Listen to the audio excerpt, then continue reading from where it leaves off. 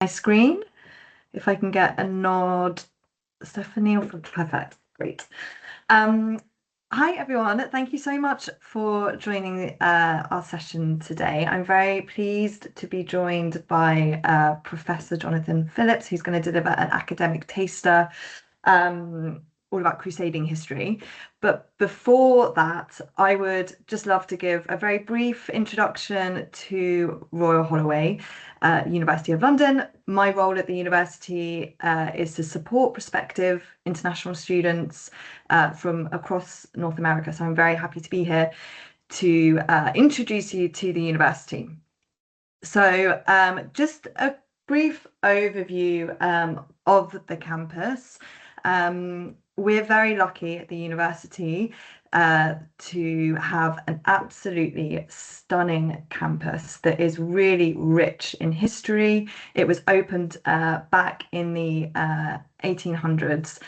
The university itself has two campuses. Our largest campus, where most of our students study, is in Egham, which is just outside of London, and I'll explain a little bit more information about the location in just a moment. But just to describe the building that you see in front of you, which is quite honestly a Victorian masterpiece. It was part of the original infrastructure of the university. It's now one of our accommodation options for undergraduate students, but it's definitely sort of the centerpiece of our very beautiful green, spacious campus that is situated on 135 acres of parkland. It's very green, it's a very inclusive, welcoming, and safe place that our very lucky students get to study. So when I'm describing the campus to students, I describe it as the best of both worlds, particularly that campus that is situated in Egham. It's very, very conveniently located to London Heathrow. It's about 15 minutes or so from London Heathrow. But our students get to enjoy and benefit from this beautiful campus that I've just described. And then London and all of the amazing things that London has to offer is on your doorstep. It's a short 40-minute ride by train to get into the city centre. And then we have our central London campus as well, which is in the heart of Bloomsbury, a really short distance from Oxford Street and sort of that central London location, and really close to where the British Museum is as well. So some of our postgraduate programs are taught at that campus. Unfortunately, you don't have a choice as to which campus you would be studying at. It just depends on the program that you would want to study. So I wanted to highlight just some of the key things that our students love about the university. I've already described the campus. It's rich in history, culture, and arts, and it's set on a very beautiful campus. We've got lots of subjects that are very well renowned and highly ranked. There's industry links as well. Employability is something that the university places a huge amount of importance on, making sure that our students, whether they are studying at the undergraduate or graduate level, are graduating with skills that employers are looking for. It's an incredibly safe campus to study. The research is world leading. We're very fortunate that we attract academics that are experts within their fields that are carrying out their research, which dictates the content of our program and ultimately what our students are learning at the university. I've mentioned the fact that we've got our central London campus. We've got long-standing connections to royalty as well. We actually get the use of the word royal in the university because Queen Victoria opened the campus many years ago. The community is you really get this that you really our students are really able to build that sense of community, living, studying, and learning on that Egham campus, and it's very diverse with over 130 nationalities represented on campus, and we've got amazing facilities, both academic and social facilities that our students get to enjoy. So I've sort of summarized a little bit about that Egham campus, I guess, really just to stress that it really does feel like a mini city in itself, and that our students can benefit benefit from everything that they could possibly need, all in one space. And I've described how beautiful Founders Building is, that Victorian big building that's sort of the centerpiece of the university. But as you can see on your screen, there's much more modern buildings. Our Emily Warding Davison building, which is one of our library and student resources centre, which is named after a very famous suffragette who studied at the university. And then as well, buildings like our business school, which is also a much more modern and recent building. So it's a real blend of interesting architecture, both old and new. And then in central London is where our campus that I described as being where some of our graduate programmes are taught. And students that are studying here really have the benefit of being right in the heart of the city, the capital city, and the industry connections that come with that. And also having more of a collegiate campus experience. For example, there's shared academic buildings like Senate House with other University of London universities like UCL and SOAS as well. So for students that want to be in the city centre, this really can benefit them. So subject areas, we've got I think it's over 120 different graduate programmes at the university, a vast portfolio across different academic subject areas, across business and management, across humanities, which is probably what the university is known for, subjects like history, creative writing, performance arts. These are some of the subject areas that Royal Holloway has a very strong reputation in. Law and social sciences as well, and then some other programs across performance, digital arts, life sciences, and then some STEM subjects too. I don't have the time to go into detail all the graduate programs that we offer, but you can find lots and lots of really detailed information online if you wanted to explore some of these subjects in a bit more detail. We're really fortunate, our students are very fortunate that they can benefit from some incredible facilities that are on campus. Some are academic and some of spaces that students can enjoy outside of their academic life as well.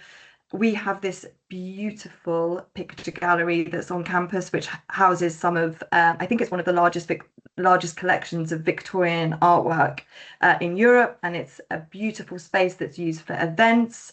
It's used for teaching. Exams are held in this room. So yes, there's lots and lots of facilities across the campus that our students can use and benefit from. So outside of academics, students there's all sorts of activities, clubs, societies that students can join. We also do guarantee housing for students, and there's different options depending on what your preferences are. So for students that are living for students that are studying at that Egham campus, the one that's just outside of London, we guarantee housing and different options depending on your budget, how many people you might prefer living with, whether you're okay sharing bathroom facilities or you'd prefer to have your own private bathroom facilities. There's different accommodation options there for students. If you prefer the idea of living in privately rented accommodation, that's absolutely fine. There are those options there for you. So there's options depending on what your preferences are. And for students that are studying in the central London campus, we've got shared accommodation as part of the University of London. So there's a huge range of clubs and societies that students can join, over 100 societies across many different areas. It's always a great way for students to meet other students, start building your social network, start making friends, and having fun outside of your studies. It's also an opportunity for students to get involved, taking a leadership position in running these societies on campus. We're one of the few University of London universities to have such extensive sports facilities on campus. Whether you're wanting to play at a competitive level, or you just want to try a new sport for fun, there are facilities and sports teams for you to get involved with right on your doorstep as part of the campus experience. And we also have a state-of-the-art gym, which has all the facilities that you would need if you just want to keep fit and active outside of your studies. So just quickly, this is probably one of the things that I'm most impressed by with the university, and that's the extensive careers support that we provide for students. You'll find that there's support within your academic department, but also there's a huge range of support from our careers service as well. So there's the opportunity for our students to meet experienced professionals, to meet potential employers. We invite companies, organizations onto campus to deliver talks and opportunities for students to meet potential employers. But also there are great ways for you to be able to develop skills as part of your curriculum within your studies, but also outside of them as well. And just to give a snapshot of some of the sort of industry links that the university has, and I'm sure you'll recognise some of those brands and corporate companies in front of you. So that was a very whistle-stop tour. You can scan that QR code if you want to keep in touch. My email address is on the screen in front of you. If you've got questions after this session, after this Marshall Monday, please don't hesitate to reach out. That's what I'm here for. But I'm going to hand it over now to Jonathan to take over to deliver his taster session. So let me just stop sharing my screen.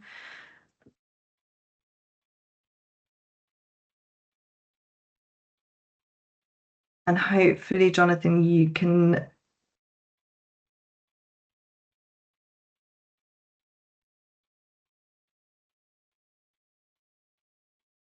Is Jonathan still there? Oh, there we go.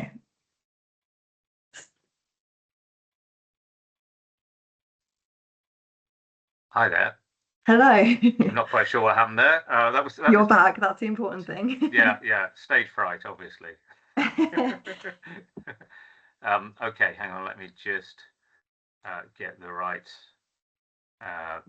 thing here, which was here a moment ago, wasn't it? No, I hate this. And just while Jonathan shares his screen, to say that if you've got any questions, we'll be able to answer them at the end, but you're welcome to pop any questions in the chat if that would be, if you would like, and then we can answer any questions that you've got at the end. This has managed to come onto a different format than we had like 5 minutes ago. There it is. Good. Okay. Brilliant. Sorry about that, folks. That is good. Okay. Can you all see me? Yeah, and hear you, and it's on our screen. Okay. Perfect. Okay. All right. Hi, everybody. My name is Jonathan Phillips. Welcome to this talk. And thank you, Emma, for that introduction to Royal Holloway. Yes, I've been here quite a long time myself, and I can certainly vouch for what a pleasant place it is to work, and how much I certainly enjoy, and my colleagues, working and interacting with the students. What I'm going to do here is give you a talk that's would represent something that is part of MA teaching. I guess it's master's degrees we're thinking about here particularly. The history department is a big department, one of the biggest in the University of London. We have a range of master's courses that can be done full-time or part-time. And they cover the ancient world, the Hellenic world, medieval studies, Crusader studies, gender studies, the Holocaust, and then more broadly, violence is a theme that is something that we can look at here across time. Histories of conflict and violence. I'll say a little bit more in detail about some of the course structures later on, but in essence, master's degrees offer you an opportunity to develop yourself as a historian. I mean, whatever you do, it's got to be the passion that drives you. So that's got to be the number one thing that really pulls you towards this. but also it's an opportunity for you to develop as a historian. I think the main thing is that you'll learn to hone some of the skills that you've acquired as an undergraduate, as a researcher, as somebody who can analyze and criticize and communicate. And some of the research tools you might need if you're thinking about going on to do a PhD, or perhaps some of the skills that you might want to be using in industry and things like that, in that list of careers that we saw there. So there's an element on some of the transferable skills, again, in terms of analysis and communication, that you might want to look at. We also offer an MA in public history, which is, I have to say, particularly popular, which is kind of, I would say it's the leader in the country. I would say that, wouldn't I? But I think that's justified. And that really, I think, is in a sense of people engaging with the heritage industry, which is pretty huge over here, I've got to say, in terms of historic palaces, archives, museums, the media. There is a huge hunger in this country for engaging with the past and looking at the past through podcasting and things like that. So that one MA in public history, which you'll find on the website, has got a lot of placements and things like that. But what I want to do now, and for the next sort of 20-25 minutes, is to show you a little bit about my teaching, a little bit about my research. I write books about the Crusades.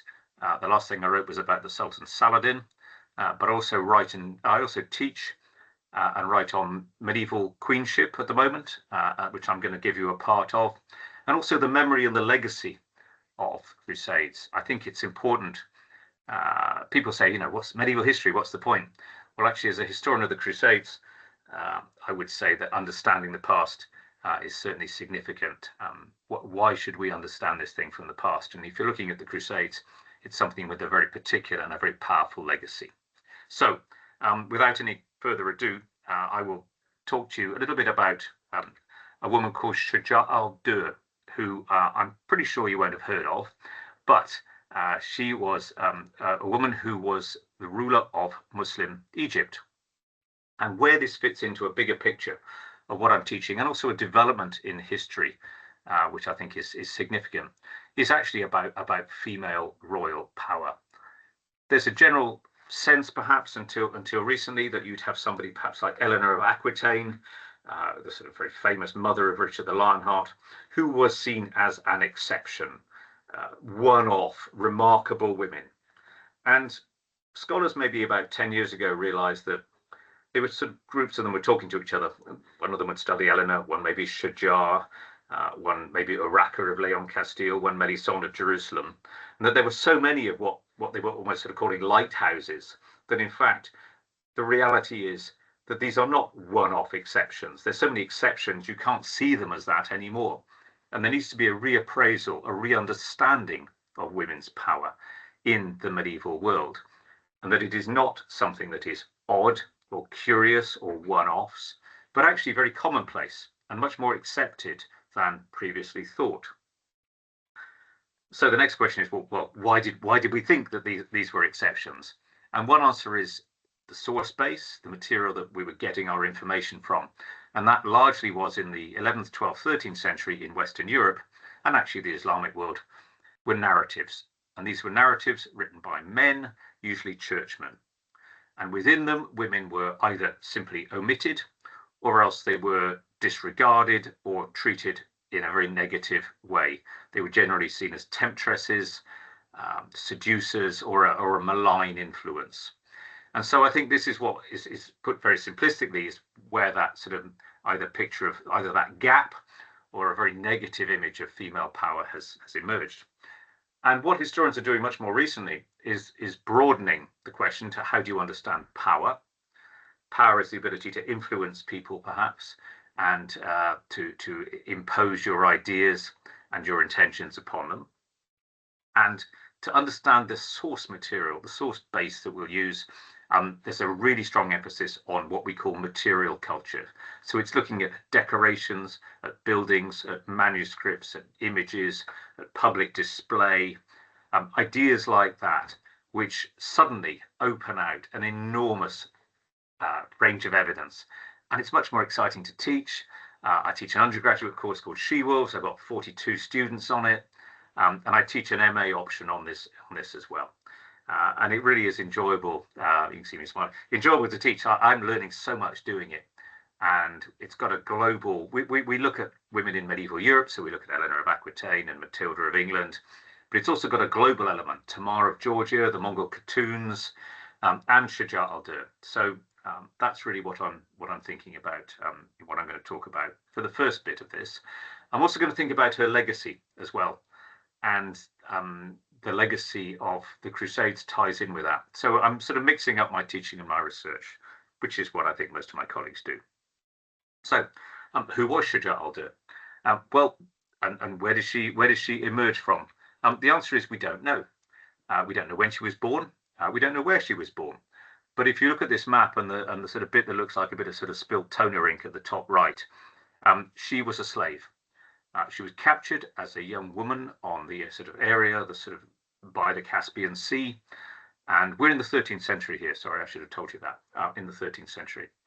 And so she was captured as a young girl and sold to the Caliph of Baghdad, the head of Sunni Islam. He, in turn, gave her as a gift to a man called As-Salih Ayyub, who is the ruler of Egypt. The Ayyubids are a Muslim dynasty. Their most famous figure was the Sultan Saladin, who was the man responsible for capturing Jerusalem from the Crusaders and who had the great big face-off with Richard the Lionheart on the Third Crusade. So the Ayyubids, that's his family, that's his clan. That was 1187 when Saladin got Jerusalem back, so we're about 50 or 60 years later in terms of what I'm describing. And so this young woman, Shajar al-Dur, is captured on the steps up there. She is taken to Baghdad, and then she is given to As-Salih Ayyub. And we're in the late 1230s, early 1240s now. And he is trying to take control of Syria. And in the course of that campaign, he is captured and he is imprisoned in this amazing castle of Kerak, which is now in Transjordan, which you can see here. And there they are imprisoned for 6 months. And maybe the inevitable happens and she becomes pregnant and gives birth to a baby boy called Khalil. Ayyub marries her and frees her, and so she is no longer a slave. She is his wife. But tragically, the baby dies after 3 months, and that might sound as if that could be the end of the line for this relationship, but it's not. And this status, another important part of female power, is carrying the bloodline. Even though their baby died, she is still the mother of Khalil, and that status is going to be very, very significant to her.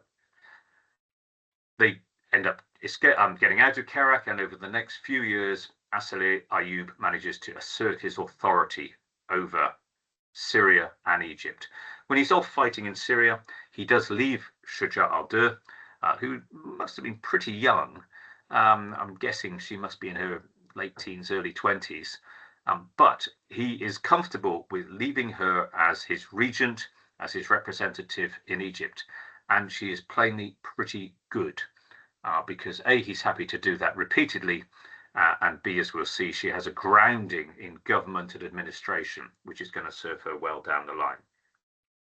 A few years later, however, there is a problem, or two problems, and that problem is in the form of the Seventh Crusade, led by Louis IX of France, St. Louis.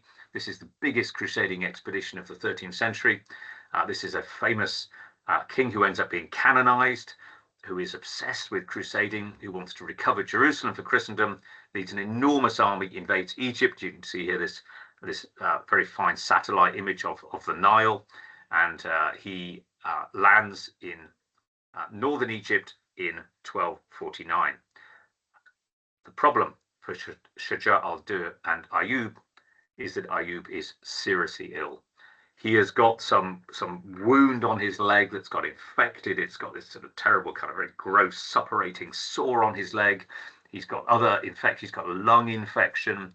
This man is dying very slowly and very painfully over a long series of months. But the catch is the crusade is there, and early on it's doing really, really well. It takes a city that 30 years ago took 2 years to capture. Louis IX captures it in a day and a half. So there's a real crisis brewing in Egypt. And eventually, it looks like the Crusaders are going to march on Cairo, which would be, of course, potentially the end of the line for the Ayyubid regime. And all the while, Asli Ayyub is in decline, and finally, in November 1249, he dies. But this is where Shuja al-Dur steps up, because she realizes that this is a crisis. And so what she does, and the sources are very clear, even the male written sources are very, very clear on what happens next.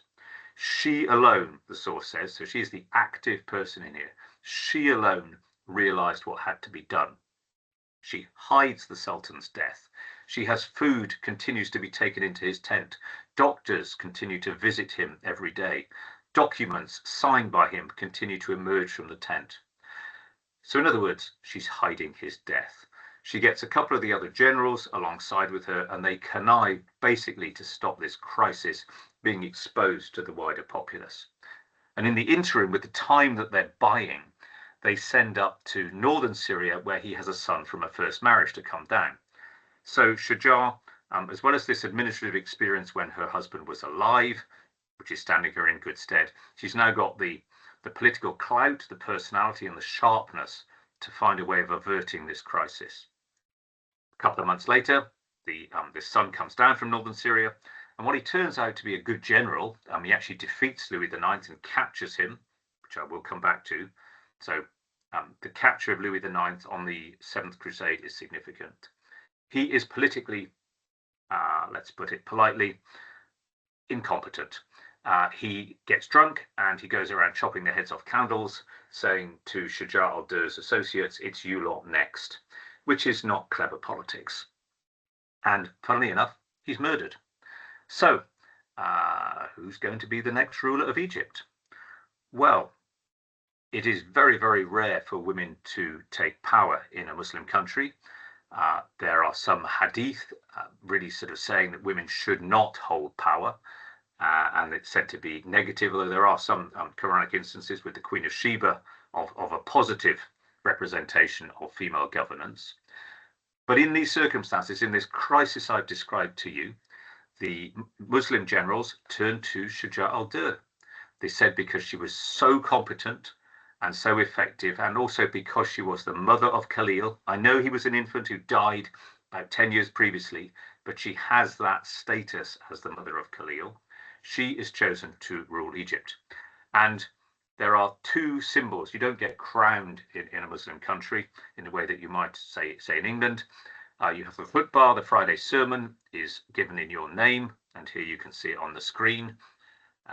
Ayyub Sa'id, the Queen of the Muslims, guardian of the secular and religious worlds, mother of Khalil and wife of Ayyub. And you also have coins minted in your name. And so these are very rare gold coins of Shuja al-Dur. So she is absolutely, unarguably recognized as the ruler of Muslim Egypt. However, this is not a situation which lasts particularly long, it has to be said. Although one of the things she does do is here, this is some nice material culture for you, as well as the coins I've just showed you. This is a wonderful mausoleum that she builds for her husband, slap in the middle of Cairo. It's slightly run down now, and behind this photograph, if I was to turn around, there's some gorgeous, beautiful, beautiful madrasas and mausolea, but they're copying the idea of this one. Right in the middle of the city. The building to your right is a madrasa, a teaching college that her husband built. She built a mausoleum slap in the middle of the city with inscriptions on it, which show her wealth, which show her attaching herself, her links to her husband, remembering she is of slave origins. And in it, there's this beautiful cenotaph, and again, Quranic inscriptions around and about in it.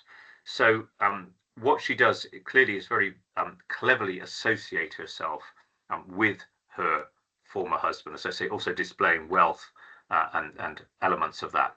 As I say, actually, where the left-hand photograph is taken is from one of these very fine later buildings, but they all kind of copy the idea from Shuja al-Dur. She does not stay in power very long. In fact, it's only 3 months, and there is a revolt against her. Well, not a revolt against her. There is pressure from the Caliph of Baghdad, and particularly the rulers of Syria, to try to get her to step down. Some later sources suggest this is because of her gender.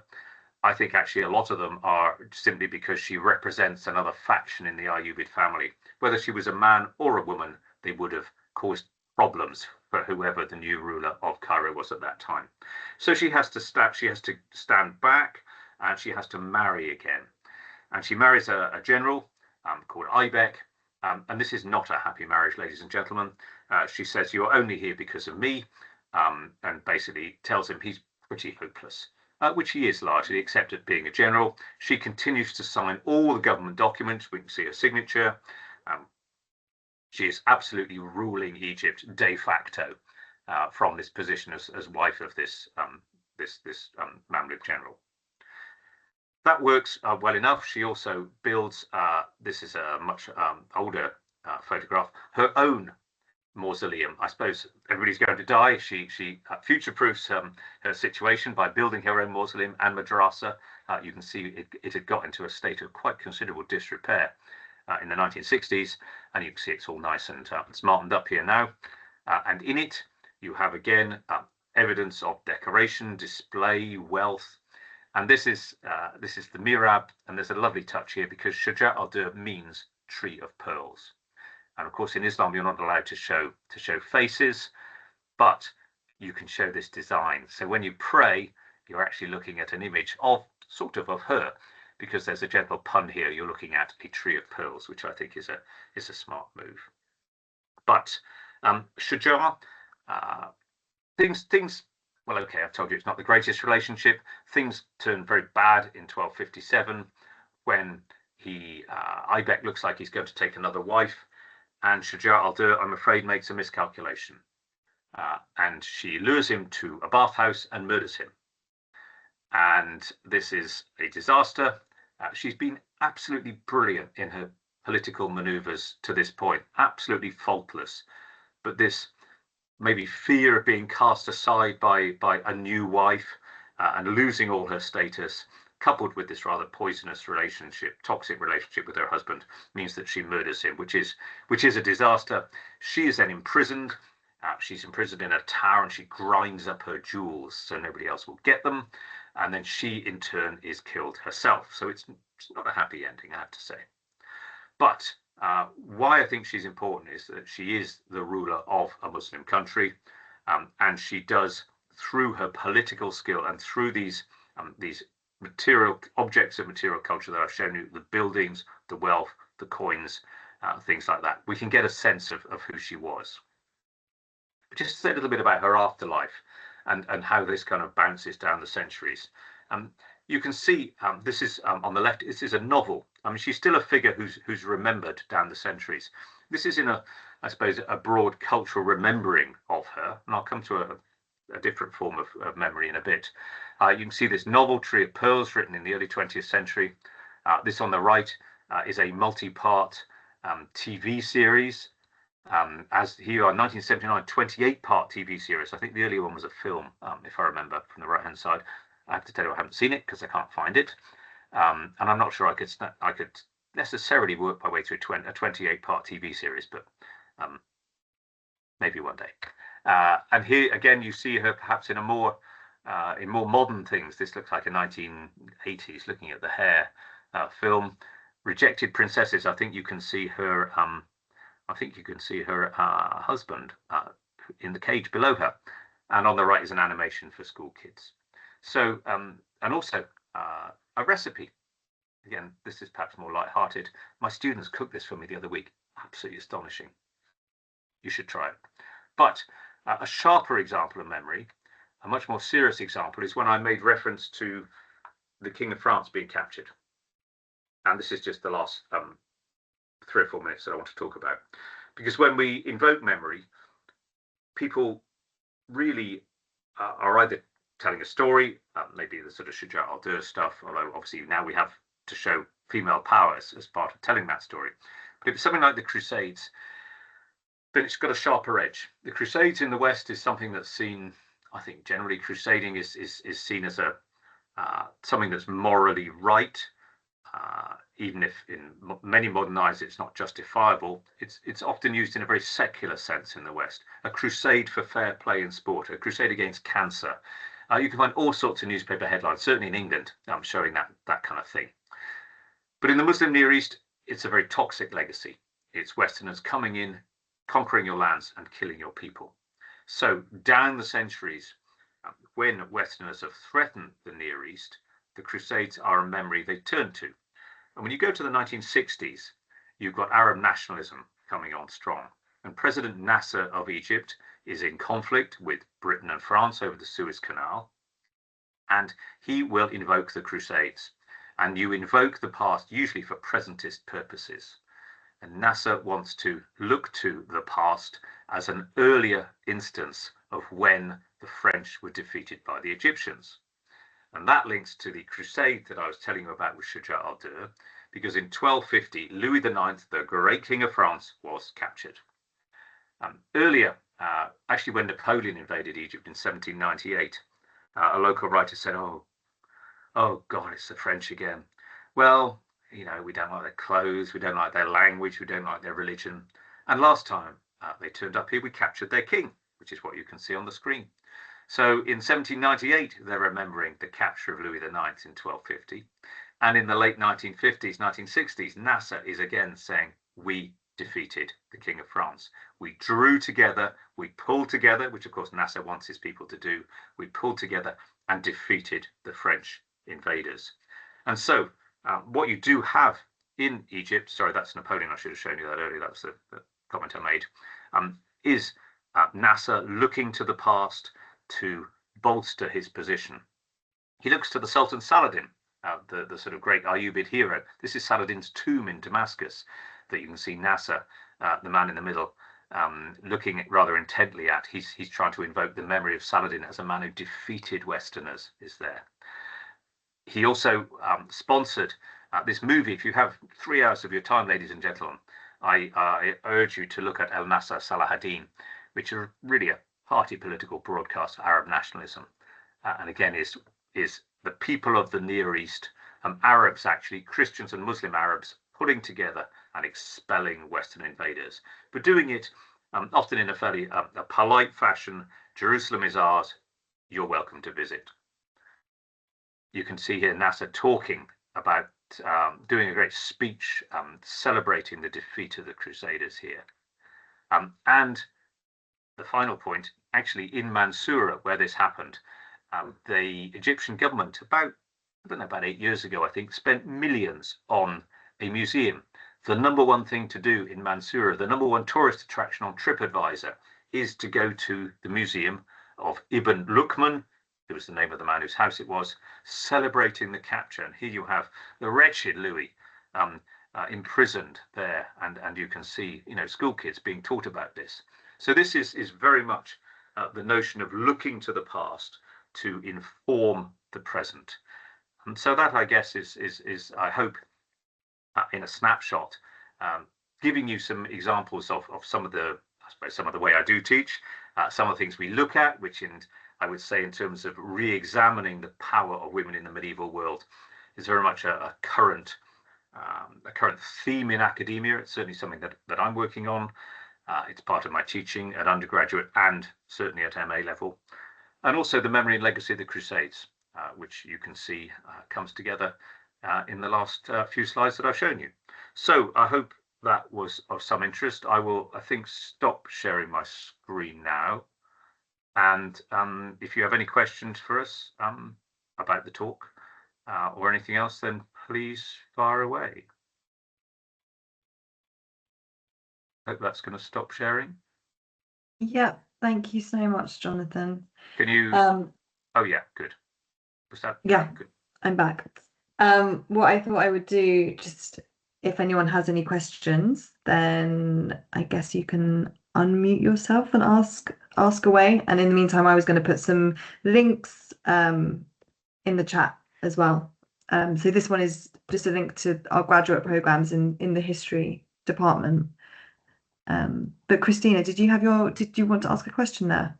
Sure enough, yeah. I'm always trying to capture for American students kind of a different atmosphere maybe of how lectures are done in the UK versus the US, and maybe specifically your institution. Can you give me a sense of maybe the physical space that students would be in for a lecture like this? If it's an undergraduate course, they would be in a kind of normal lecture theatre, and I would also teach some seminars as well. If it's the MA, then this material would be taught either the modern stuff or the medieval stuff would be taught in small group seminars. So my office is a bit small, but it would be in an office, maybe a couple of times bigger than this, or a small seminar room. You're talking about groups about 8 or 10, no more than that, possibly, yeah, 6, 7, 8 or 10, I would say. So it's very much an exchange. I would ask you to do reading, we would prepare materials, and it would be discussions. I'm very much, for my money, I'm very fond of primary texts. Historiography is interesting, but I'm more interested in what the people back in the 13th century said. And I think, and I hope you are as well. So that's really very much the way that I look at it.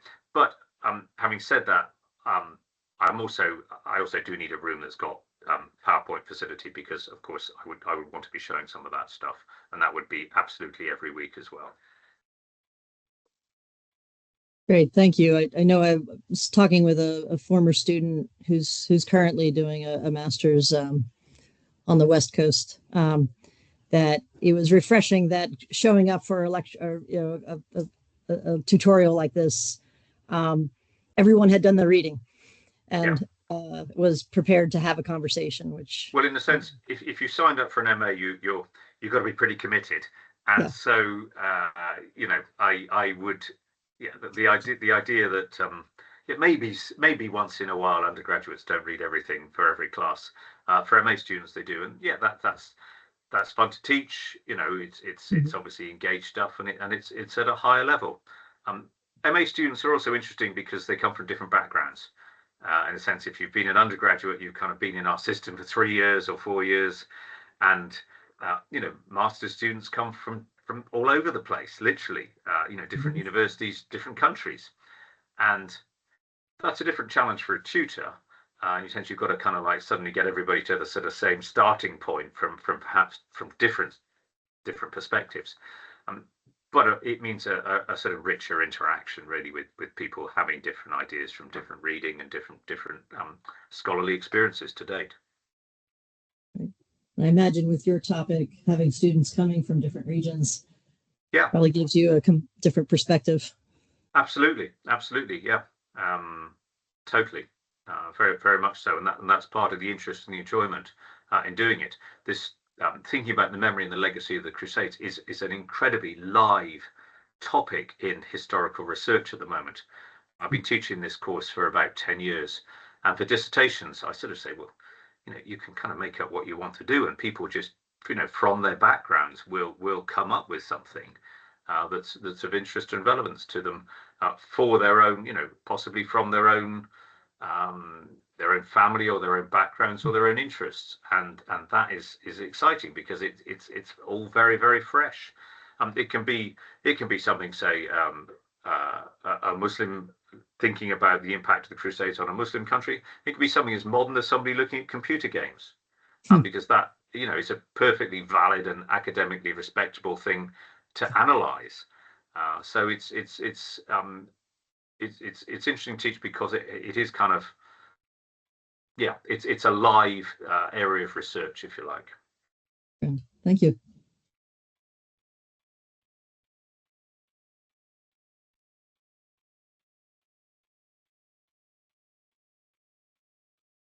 I don't know if anyone else had any questions or wanted to unmute themselves. I've popped some links in the chat in the meantime. So there's a link to information that's specific to students from the US, which includes academic entry requirements, and then a bit of information about postgraduate study at the university. I would also say that actually, when you flashed up those images of Central London's Senate House, we run there and a lot of my colleagues at Royal Holloway run research seminars, which are this is kind of like I suppose the intellectual hub of, I think you'd probably say would say UK academia at the University of London, because it's so big and so many constituent parts. And in that big building that you showed us, Emma, we have, in my subject, we have a seminar every couple of weeks, and I think there's about 60 or 70 other seminars that run every week or two at that place. So whatever your interest is, there's something there. But these are for postgraduates. And so my MA students and students from other London colleges and maybe Oxbridge or Kent and Reading and around and about will come along to them. And it's a really good place to hear people talking about new research. And I very much insist, as strongly as I possibly can, that people come along to that and learn to be part of that community. Because you can hear a young PhD student talking about their research, you can hear a sort of much older, sort of big name in the subject coming to talk about theirs too. And it's all part of seeing, I think it's about learning how people approach the subject, the material, the perspectives they bring. And that, again, if you're intellectually curious and you're wanting to know how this works, it doesn't have to be crusading history, it can be anything, then I think that's a really valuable thing. I also tell people to think about it in terms of other things that are kind of quite take some time to acquire a skill in asking questions. I think asking questions is a pretty difficult thing to do, and so watch how people ask questions. Watch the approaches they take. I gained a lot from thinking about that, but also just how people speak, how people present themselves, as well as the actual content. I think is something that is worth bearing in mind. But really, it's the scholarly community that I think is the big thing there. So I suppose what I'm suggesting is you get a bit of a sort of 2-for-1 in that. You'll get obviously your course and the different course units and the teachers and your colleagues, the fellow students from that. But you can, and as I say, we really encourage you to do that to get to become part of this kind of postgraduate community. You'll meet PhD students there, which may kill or cure you in your wishes to do a PhD. Christina, I'll come to you in just a sec, but just to add that, because history is one of our academic departments where we have programs that are taught at the Central London campus, so the Holocaust studies, for example, that MA is delivered there. But then I correct me if I'm wrong, public history is co-taught across Egham and Central London. So, yes. Yeah.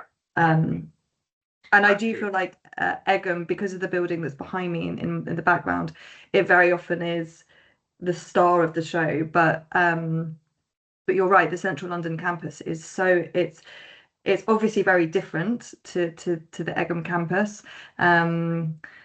But there's actually brand new facilities that have just been opened as well. So it's very there's the modern elements as well to that campus, and like you say, there are many benefits. Anyway, sorry, Christina, over to you. Oh, no worries. Just more of maybe a logistics question as we advise students. It depends. The answer is always it depends, I guess. But in advising students, should they reach out to a potential faculty mentor if they're applying to a degree, or what's kind of proper etiquette? Yes. Yeah, I would say that. I mean, a master's degree is, the numbers are I mean, public history is sort of 16 to 20 people, but that's not big anyway. If these other ones, you're going to end up with a relationship with these students because you're in small groups for a year, and if you're going to these seminars, you will end up forming a relationship with them. And I think that's really useful to do, in a sense, for a tutor to get an understanding of who's coming to them, in terms of also perhaps giving you some ideas, some briefings as to what you might want to plan or what you might want to read or think about if you're either evaluating it or if you've decided to come. So no, I would really, really encourage you. I mean, we like it when people do that, and B, I think it's going to work for both sides. Okay. I'll just add it's not a requirement, so it's not like it would make a difference necessarily to admission, but I agree with Jonathan. Like, I think it can really help students form a decision as to whether it's the right move for them. And in my experience, like when I've put students in contact with academic colleagues, or I've approached an academic and said, would you mind having this conversation? The answer has always been very, very positive and warm. So yeah, there's certainly willingness. And yeah, I think also, people are sort of like, well, oh, can I do that as a dissertation? I really, really want to do this as a dissertation. Is it possible? Is it feasible? Will I be able to do that if I come to you? And to have that conversation is much more beneficial, because it might be sort of helping or hindering you make that decision. So, or could you tell me a bit more about the course on X, Y, Z? And yeah, people will be pleased to. But really, it's in a sense, one regards oneself as having a kind of a closer relationship over that thing because of the course. Great, thank you.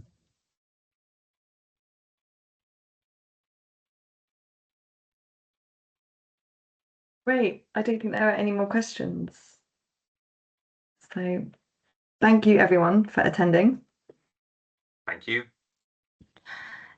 Thank you very much, Royal Holloway, for hosting. It was wonderful to hear from you guys and to learn more both about your beautiful campus in Egham. It is beautiful, and that building is every bit as magic as you think it is.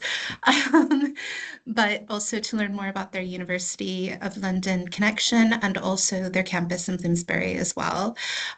Just to mention, Dr. Phillips, as well, you've got the British Museum right around the corner from your building. Yep. Which is literally out the back door. Yeah, which is a pretty cool way if you want to study ancient civilizations. There's no greater location. All right. Well, thank you guys very much for your time and attention today. It's been fantastic hosting this first session of Marshall Monday with our partner institution, Royal Holloway, University of London. We look forward to catching up with you after the Easter period for our next session, and welcome you to continue to register or indeed look at the other sessions we have available as well. Thank you very much for your time today. Have a wonderful holiday and speak soon. All the best. Thanks, guys. Thank you for listening, everybody. Good luck. Bye. Thank you.